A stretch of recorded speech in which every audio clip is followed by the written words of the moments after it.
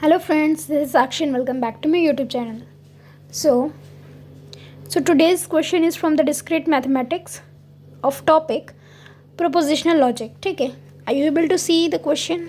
ठीक है, तो this question is asking to show that this equation is true or not. Okay, so first of all you should know how to read this question. So do you know that what these symbol called? These are the logical connectives in discrete mathematics. Okay, these connects the statement or you can say values. ठीक है, and PQ is nothing but the variable. Now the question comes how to solve. So let me focus on the middle part of the question. This symbol is known as conjunction. Okay, so I have written all the symbols and their names. So this symbol is the symbol of conjunction, this is the symbol of disjunction, and the last one is the symbol of negation. So they have their individual work also. So but now we focus on the middle part of the question, which is, let me write it, negation of P and negation of Q or negation of R. All right, now we multiply this negation to this equation. Now how to multiply? We simply, as we do multiplication, we write it. Okay, so in this way we multiply this negation to these variable along with their symbol. ठीक है, now अब अगर हम लोगों ने अच्छे से D Morgan's law अगर पढ़ा होगा तो आप लोग को कुछ याद आ रहा होगा कि कैसे हम लोग मल्टीप्लिकेशन करते हैं. देखिए, नेगेशन ऑफ पी होता है हमारा पी. अब डी मॉर्गन्स लॉ के अकॉर्डिंग जब हम लोग नेगेशन का मल्टीप्लिकेशन करते हैं तो हमारे ये सिम्बल्स भी चेंज होते हैं. तो ये हमारा कंजंक्शन चेंज होगा डिसजंक्शन में, and negation of P, sorry, जैसे पी में हुआ वैसे क्यू में होगा कि ये क्यू हो जाएगा. एंड अगेन इसका मल्टीप्लिकेशन जब होगा तो ये इसका सिंबल चेंज हो जाएगा कंजंक्शन में. ये डिसजंक्शन है, कंजंक्शन में चेंज होगा. ठीक है, एंड यहाँ भी नेगेशन ऑफ आर.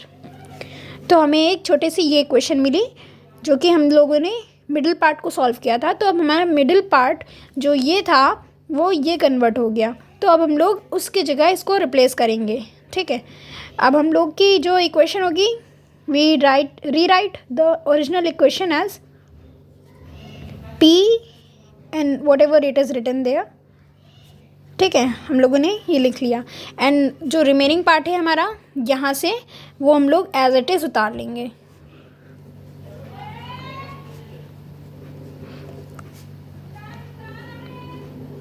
ठीक है, ये हम लोगों ने लिख लिया. Now we solve the first main part of the equation. हमारा फर्स्ट पार्ट ये है, मतलब कि स्टार्टिंग की ये दो पेयर हम लोग सॉल्व करने जा रहे हैं, ये कहने का मतलब है. तो हम लोग चलिए उसको भी उतार लेते हैं, क्योंकि हम लोग सेपरेटली सॉल्व करते हैं तो कोई कन्फ्यूजन नहीं होता है. ठीक है, अब हम लोग करेंगे क्या कि इसको ऐसे ही रहने देंगे, यहाँ पर मल्टीप्लिकेशन करा देंगे जिसमें हम लोग की इक्वेशन थोड़ी और सिंप्लीफाई हो जाए. जैसे P, ये डिसजंक्शन का sign Q, then again conjunction sign, and then P का मल्टीप्लिकेशन R से, तो ये हमारा R के साथ मल्टीप्लाई हो जाएगा. ठीक है, तो हमारा ये इक्वेशन आई. अब आप लोग देख रहे होंगे कि इस इक्वेशन में दो चीज़ें सिमिलर हैं. तो जब दो चीज़ें सिमिलर होती हैं तो कोई एक चीज़ लिखा जाता है, क्योंकि यहाँ पर रिपीटेशन अलाउड नहीं होता है. सो वी राइट P और Q एंड P और R.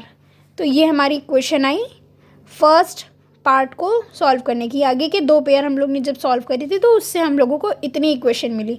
अब हम लोग क्या करेंगे, इन दोनों को रिप्लेस करेंगे इससे, तो ये हमारा ऐड हो जाएगा. बाकी ये जब जो भी चीज़ें लिखी वो लिखने की ज़रूरत नहीं है. तो हम लोगों ने ऐसे ही लिखा. ठीक है, और बाकी की चीज़ें रिमेनिंग हम लोग as it is write down कर देंगे. ऑल राइट, अब हमें क्या करना है, ये इक्वेशन हमारी आई. अगर आप लोग भूल गए हो कैसे पढ़ते हैं तो मैं बताती हूँ. P और Q एंड P और R, ये हमारा कंजंक्शन का साइन नहीं है, ये हमारा डिसजंक्शन का साइन है, ये हमारा कंजंक्शन का साइन है. And negation of P and Q और negation of P and negation of R. Alright, अब हम लोग क्या करेंगे, अब अगेन हम लोग मल्टीप्लिकेशन करेंगे. कैसे वो बताते हैं. पहले इन दोनों का करते हैं, ठीक है. तो P दिस ये हमारा आया. देन P की R से करेंगे तो ये हमारा आया.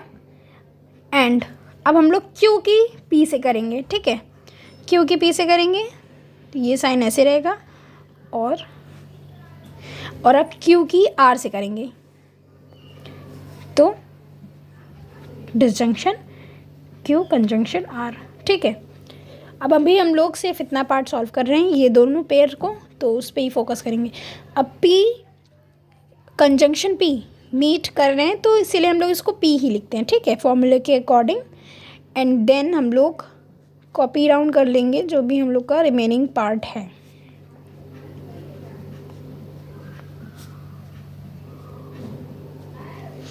ठीक है. अब अगर आप लोगों ने एब्जॉर्प्शन लॉ के बारे में पढ़ा होगा तो आप लोगों को पता होगा कि हमारा एब्जॉर्प्शन लॉ क्या कहता है कि if A disjunction A conjunction B is written then we can write it as A. ठीक है, ये हमारा होता है एब्जॉर्प्शन लॉ.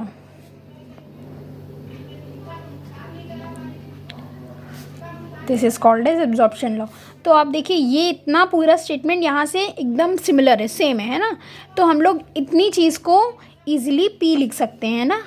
तो यहाँ पर हम लोग ने पी लिखा, बाकी की चीज़ें हम लोग एज इट इज़ लिख देंगे. तो लिख देते हैं पी देन क्यू. अब जैसे हम लोगों ने उसको सॉल्व किया तो हम लोग ये दो चीज़ें भी सिंप्लीफाई कर लेते हैं, देखते हैं कितना हद तक ये सिंप्लीफाई हो सकता है. ठीक है, तो Q ये हुआ है ना. आगे भी हम लोग सॉल्व कर लेते हैं. इन स्टेप्स को मैंने सॉल्व करने के लिए लिखा था, लेकिन आप इन्हें मत यूज़ करिएगा. एक्चुअली डिकम्पोजिशन ऑफ कंजक्शन के थ्रू हम लोग इसको P के सिमिलर लिख सकते हैं. ठीक है, और जब हम लोग P के सिमिलर इसे लिखेंगे और यहाँ पर रहेगा हमारा Q एंड R, तो यहाँ पर फिर से रिपीटेशन होगा, तो हम लोग इसको ऐसे लिख सकते हैं. ठीक है, तो बेसिकली हमारी यही ओरिजिनल इक्वेशन होगी. स्टेप्स तो केवल सॉल्व करने के लिए थे. ठीक है, तो अब हमारा ये इक्वेशन आई. अब हम लोग क्या करेंगे, इसको ओरिजिनल इक्वेशन से रिप्लेस करेंगे. मतलब ओरिजिनल वो इक्वेशन जो हम लोग यूज़ कर रहे थे. जैसे कि इसको हमने सॉल्व किया, ये तो वैसे ही था, है ना. तो अब हम लोग इसको इससे चेंज करेंगे, ये जो है इसको इससे चेंज करेंगे. तो हम लोग लिखेंगे यहाँ पर P और Q एंड R और नेगेशन ऑफ P या नेगेशन ऑफ Q. यहाँ पर नेगेशन का साइन है. एंड देन और negation of P and negation of R. ठीक है, अब we again use the De Morgan's law. As De Morgan's law states that कि अगर हमारा ये ऐसे लिखा हुआ मिला है हमें कहीं भी, then what we do, we can state it as negation of P and negation of Q और नेगेशन ऑफ R. ठीक है, हम लोग इसको ऐसे लिख सकते हैं. जब आप मल्टीप्लाई करेंगे तो ये ऐसे ही आएगा, तो हम लोग इसको ऐसे लिख सकते हैं. ऑलराइट, अब हम लोग क्या करेंगे, अपनी इक्वेशन को फिर से एक्सचेंज करेंगे इस वाले ब्लॉक से. तो हमारी इक्वेशन क्या बनेगी, P और Q एंड R. अब इसको यहाँ पर इस चीज़ से रिप्लेस किया गया है, तो हम लोग इससे रिप्लेस करेंगे, बाकी की चीज़ें सेम रहेंगी. ठीक है, अब इतनी इक्वेशन आई. अब हम लोग डिस्ट्रीब्यूटिव प्रॉपर्टी के थ्रू इसको एक्सपेंड करते हैं. चलिए एक्सपेंड करते हैं. P यहाँ पर और होगा, देन Q एंड R. ठीक है, फिर नेगेशन ऑफ P का सिंबल लगेगा. देन एक एक करके हम लोग को सभी को डिस्ट्रीब्यूट करना पड़ेगा. यहाँ पर कुछ मिस्टेक, यहाँ पे ये साइन लगेगा, then P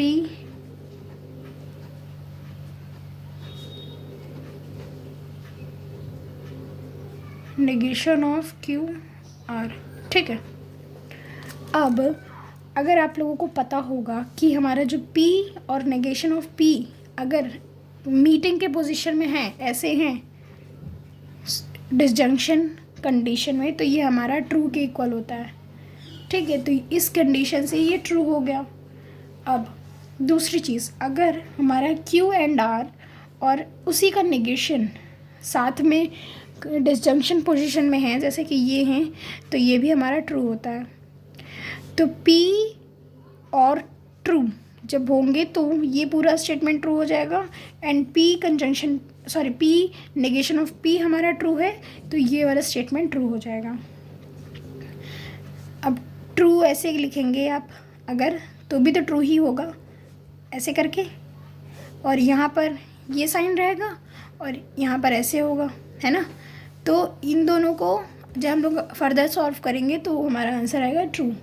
this means the given expression is always true regardless of the truth values of P, Q and R, which means it is a tautology। ठीक है, तो हम लोगों को यही प्रूव करना था कि ये ट्रू है कि नहीं, हर कंडीशन में टोटोलॉजी शो कर रहा है कि नहीं। तो yes, it is showing the tautology। So if you have any doubt, you can ask me in the comment section। Thank you।